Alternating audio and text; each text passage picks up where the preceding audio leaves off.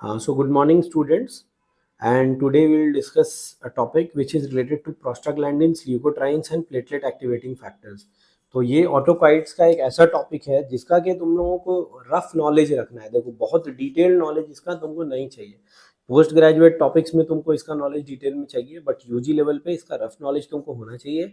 और बेसिकली इसका एप्लीकेशंस क्या है वो तुमको अच्छा से पता होना चाहिए कि प्रोस्टाग्लैंडिन्स हम लोग कहाँ कहाँ पे यूज़ करते हैं, ल्यूकोट्राइन्स प्लेटलेट एक्टिवेटिंग फैक्टर का प्रैक्टिकल इम्प्लीकेशन या प्रैक्टिकल में कहाँ पे तुमको काम लग रहा है। प्रैक्टिकल का मतलब ये नहीं है प्रैक्टिकल एग्जाम, मतलब रियल लाइफ सिनेरियो में पेशेंट्स पे कहाँ पे तुम यूज़ कर सकते हो। ठीक है, तो हम लोग पहले जानेंगे कि प्रोस्टाग्लैंडिन्स होते क्या है।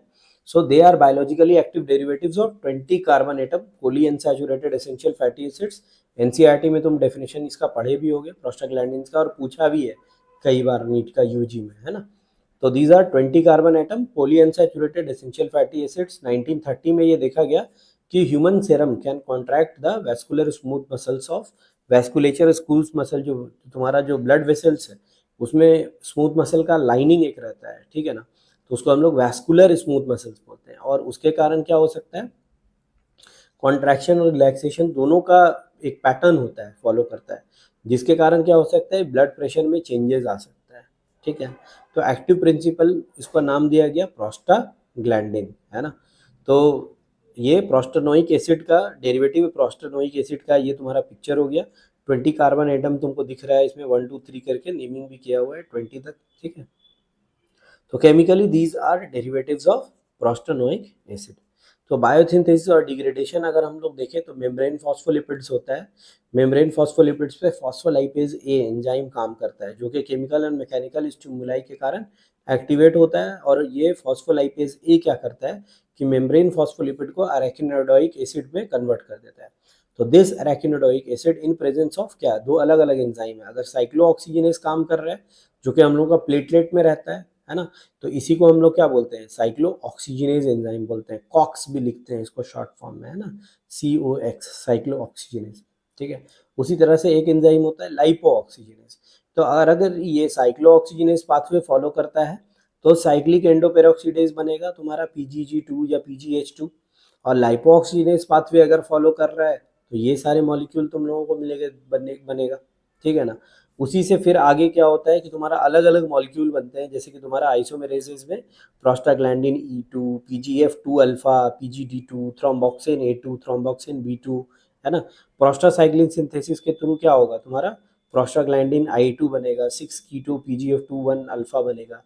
ठीक है, तो उसी तरह से यहाँ पे क्या होता है, ल्यूकोट्राइन B4, ल्यूकोट्राइन C4, ये सब बनता है।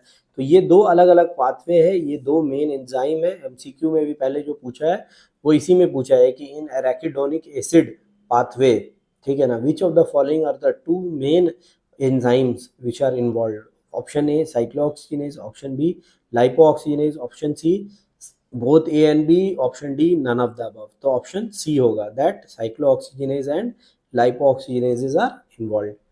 एक्शन अगर हम लोग देखें तो action is mediated through specific G protein coupled receptor, जिसको कि हम लोग GPCR भी लिखते हैं ना, G protein coupled receptor. They have numerous and diverse effects, but important actions हम लोग सिर्फ देखेंगे। जैसे तुम अगर प्रोस्टाग्लैंडिन I2, E2 और PGD2 का देखोगे तो वैसोडाइलेटेशन कराता है।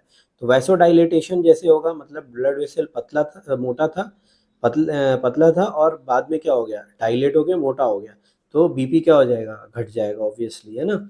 उसी तरह से अगर PGF2 अल्फा थ्रोम्बोक्सिन A2 को देखें तो ये वैसो कॉन्स्ट्रिक्शन कराता है। तो अगर वैसो कॉन्स्ट्रिक्शन होगा तो BP क्या हो जाएगा, ऑब्वियसली BP इंक्रीज कर जाएगा, है ना, क्योंकि बोर का या ल्यूमेन का डायमीटर कम हो गया तो ब्लड प्रेशर विल एलिवेट। उसी तरह से leukotriene generally increase capillary permeability और वैस्कुलर लीकिंग भी कराता है, जिसके कारण ब्लड प्रेशर क्या हो जाता है, घट जाता है। तो सेप्टिक शॉक में ल्यूकोट्राइन्स ही वो होते हैं जो बहुत रिलीज होते हैं, जिनके कारण कैपिलरी परमेबिलिटी बढ़ता है और फिर ब्लड प्रेशर घट जाता है। तो रोल ऑफ प्रोस्टाग्लैंडिन अगर हम लोग देखें वैस्कुलर सिस्टम में, तो PGI2, PGE2 regulate the vasculature का टोन, है ना। जो ब्लड वेसल है उसके चारों तरफ ये इस तरह से रहता है घेरा हुआ, और ब्लड वेसल का टोन कैसा रहेगा वो यही डिसाइड करता है। ठीक है, I2, E2 और PGF2 अल्फा अगर देखोगे तो patency of the ductus arteriosus. ठीक है, जब बच्चा क्या रहता है, इंट्रायूट्राइन रहता है, तो इंट्रायूट्राइन फेज में उसका एट्रिया में क्या रहता है, एक ओपनिंग रहता है, जिसको हम लोग क्या बोलते हैं, डक्टस आर्टेरियोसस, है ना। तो ये क्या होता है, इसका टेंसी को मेंटेन करके रखता है। जस्ट बिफोर चाइल्ड बर्थ क्या होता है कि PGE2 और इसका लेवल जो है घटता है प्रोस्टाग्लैंडिन्स का, और उसके कारण क्या होता है, ये उसका क्लोजर शुरू हो जाता है, ठीक है। तो उस वजह से फिर क्या होता है कि ब्लड का मिक्सिंग नहीं होता है। पहले क्या होता है, इंट्रा यूट्राइन फेज में बच्चे का जो ऑक्सीजनेटेड है और डीऑक्सीजनेटेड ब्लड है उसका मिक्सिंग हो रहा होता है, बट चाइल्ड बर्थ के बाद वो मिक्सिंग क्या हो जाता है, बंद हो जाता है। उसी तरह से 8 iso PGF2 alpha it increase the cirrhosis of liver and important vasoconstrictor in the hepatorenal syndrome. तो इस पे बहुत रिसर्च चल रहा है, क्योंकि जितना भी डिजीज जैसे क्रॉनिक लीवर डिजीज है, non alcoholic fatty liver disease है, ठीक है ना, अल्कोहलिक लीवर डिजीज है, ये सब में ये 8 आइसो PGF2 अल्फा का बहुत इंपॉर्टेंट रोल है, क्योंकि ये लिवर में तुम्हारा वैसोकॉन्स्ट्रिक्टर करा के सिरोसिस करा देता है। उसी तरह से प्रोस्टाग्लैंडिन्स और leukotrienes can also lead to inflammation. Prostaglandins can also cause placental blood flow increase. और अगर ब्लड का हम लोग बात करें तो these can modify the function of the formed elements of the blood including the platelet function. और शुरू में ये बहुत ज़्यादा प्लेटलेट पे ही इसका रिसर्च हुआ था, तो प्लेटलेट में ये चूँकि मौजूद होता है एंजाइम्स, तो उस पे ही पता चला कि प्लेटलेट में ये क्या क्या काम कर सकता है। बाद में इसका रोल जो है और भी सिस्टम्स में समझ में आया। इन्फ्लेमेटरी मीडिएटर भी है, तो इन्फ्लेमेशन में भी इसका बहुत इंपॉर्टेंट रोल है। स्मूथ मसल्स में अगर हम लोग देखें तो ब्रोंकियल और ट्रैकियल स्मूथ मसल्स में कॉन्ट्रैक्शन करा सकता है, जिसके कारण तुम्हारा क्या हो सकता है, अस्थमा का अटैक प्रेसिपिटेट हो सकता है। कॉन्ट्रैक्शन विथ ईडेमा करा सकता है ना। और relaxation of the respiratory smooth muscle PGI2 and PGE2 कर सकता है। तो ये दोनों यूज हो सकते हैं अस्थमा का ट्रीटमेंट में, और ये क्या करा सकते हैं, अस्थमा का अटैक को प्रेसिपिटेट करा सकते हैं।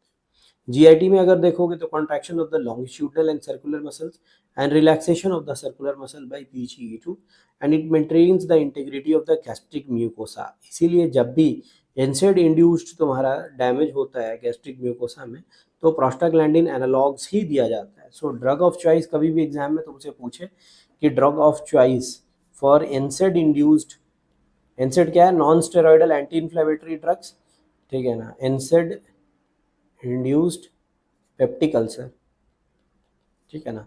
तो तुमको उसमें हमेशा क्या लिखना है, उसमें प्रोस्टाग्लैंडिन एनालॉग्स ही ऑप्शन आंसर रहेगा, ये प्रोस्टाग्लैंडिन एनालॉग्स। तो एनसेड्स हम लोग डिटेल में पढ़ेंगे, उसके बाद हम लोग drugs for rheumatoid arthritis, drugs for treatment of gout, उसका भी अलग अलग सेशंस लेंगे, ठीक है। यूट्रस में अगर देखा जाए तो it can cause uniform contraction of the pregnant uterus, ठीक है। इस वजह से जब तुम्हारा इंडक्शन ऑफ लेबर किया जाता है ना, जब तुम देख रहे हो कि टर्म हो गया है अभी भी डिलीवरी नहीं हो रहा है ना, तो इंडक्शन ऑफ लेबर में हम लोग क्या कर सकते हैं, प्रोस्टाग्लैंडिन एनालॉग को परवेजाइनल दिया जाता है, और सर्वाइकल राइपनिंग में भी इसको यूज किया जाता है, ठीक है। तो यूनिफॉर्म कॉन्ट्रैक्शन करा सकता है प्रेग्नेंट यूट्रस का। It can soften the cervix at term, जिसको कि हम लोग सर्वाइकल राइपनिंग भी बोलते हैं, है ना। Role is initiation and progression of labour, transport of the sperm, dysmenorrhoea में भी यूज कर सकते हैं cervical ripening, and it can also भी यूज एज एन एबॉर्टिफिशिएंट, यानी कि अगर मान लो प्रेगनेंसी को टर्मिनेट करना है बिफोर टर्म, तो उस टाइम में भी इसको यूज कर सकते हैं। किडनी में it has got a influence on the renal salt and water excretion by alteration of the blood flow. Prostaglandin E2 and I2 increase the renal blood flow, ठीक है ना, एंड थ्रोम्बोक्सिन A2 क्या करेगा, decrease the renal blood flow, direct action होता है। और prostaglandin I1 I2 E2 and prostaglandin D2 can increase the secretion of renin, और increase prostaglandins are seen in generally Bartter syndrome. तो central nervous system में prostaglandin E2 has got a role as pyrogen and it can cause induction of fever. इसीलिए अगर मान लो access pyrogen release की वजह से अगर फीवर है, तो हम लोग पैरासीटामोल के अलावा भी इनको यूज कर सकते हैं टू डिक्रीज फीवर। और जब जब पेशेंट्स, मान लो ऐसे पेशेंट्स आते हैं जिनको पैरासीटामोल एलर्जी है, ठीक है, ये बहुत कम होता है, 1 in 10 lakhs होता है, ठीक है। जनरली लोग पैरासीटामोल को से एलर्जिक नहीं होते हैं, बहुत commonly used of the counter drug है, ठीक है। तो उस टाइम में हम लोगों को प्रोस्टाग्लैंडिन एनालॉग्स को यूज करना पड़ता है फीवर का ट्रीटमेंट के लिए। और ये कहाँ का, पेरिफेरल नर्वस सिस्टम में एल्गेजिया के लिए भी तुम यूज कर सकते हो, ठीक है। इम्यून सिस्टम का अगर बात करें तो PGE2 and PGI2 decrease the cell mediated immunity, thromboxane A2 and leukotrienes stimulate भी करा सकता है। उसी तरह से आई में these derivatives are can reduce the intraocular pressure, ठीक है ना। IOP stands for intraocular pressure. तो प्रोस्टाग्लैंडिन एनालॉग्स का हम लोग ड्रॉप्स भी देखते हैं कि ड्रॉप है, वो ड्रॉप डालने से आई का प्रेशर क्या हो जाता है, घट जाता है। इन cancer treatment prostaglandin and thromboxane can cause angiogenesis, तो इसका जो रिवर्स ड्रग है वो हम लोग दे सकते हैं सो दैट एंजियोजेनेसिस क्या हो सके, खत्म हो और कैंसर सेल्स को मारा जा सके। साइक्लोऑक्सीजन इनहिबिटर्स में have a role in the prevention of certain cancers. Use अगर तुम देखोगे तो मिड ट्राइमेस्टर में अगर अबॉर्शन कराना है तो तुम दे सकते हो, मिस्ड अबॉर्शन के केसेस में अगर क्लीन करना है तो दे सकते हो। उसी तरह से बेनाइन मोलर जेस्टेशन है ना, मोलर प्रेगनेंसी एक कंडीशन होता है जिसमें कि फीटल डेवलपमेंट नहीं होता है, बट तुम्हारा वो जो टिश्यू है वो डिवाइड करते जाता है और एबनॉर्मल ग्रोथ करा देता है, ठीक है। तो मोलर प्रेगनेंसी में भी हम लोग इसको यूज़ कर सकते हैं। गायनी में तुम लोगों को सैंपल भी दिखाया जाएगा कि मोलर प्रेगनेंसी होता क्या है, कैसे डेवलप कर जाता है, ठीक है। उसी तरह से प्रिपरेशंस ऑफ प्रोस्टाग्लैंडिन E2 और डिनोप्रोस्टोन है ना, वेजाइनल सपोजिटरी भी आता है इसका, ठीक है। तो वो डालने से क्या हो सकता है, इंडक्शन ऑफ लेबर हो सकता है। Prostaglandin E1 analogues misoprostol with mifepristone are also used for termination of pregnancy and carboprost can also be used. उसी तरह से गैस्ट्रिक साइटोप्रोटेक्शन में misoprostol is the drug of choice for insect induced damage. Importance के case में PGE1 या alprostadil, maintenance of PDA के case में भी एल्प्रोस्टाडिल तुम यूज कर सकते हो to maintain the patency of ductus arteriosus to buy time, है ना, उस टाइम में भी एल्प्रोस्टाडिल हम लोग यूज कर सकते हैं। और प्राइमरी पल्मोनरी आर्टेरियल हाइपरटेंशन में भी इसका यूज होता है। ग्लाउकोमा का तो हम लोग देखें कि PGF2 अल्फा लेटानोप्रोस्ट का आई ड्रॉप्स आता है, और ये आई ड्रॉप्स डालने से इंट्राऑक्यूलर प्रेशर क्या हो जाता है, घट जाता है, जिससे ग्लाउकोमा में रिलीफ मिलेगा। तो रेनिन एंजियोटेंसिन सिस्टम हम लोग देख रहे हैं, डिक्रीज रीनल ब्लड फ्लो जैसे ही होगा तो क्या होता है ना, decrease distal delivery of sodium, उसके कारण या बीटा एगोनिस्ट या प्रोस्टाग्लैंडिन I2 के इन्फ्लुएंस में रेनिन का क्या हो सकता है, रिलीज हो सकता है। अब इंक्रीज रेनिन होगा तो क्या होगा तुम्हारा, वो क्या करेगा जाकर के, it will convert angiotensinogen into angiotensin 1।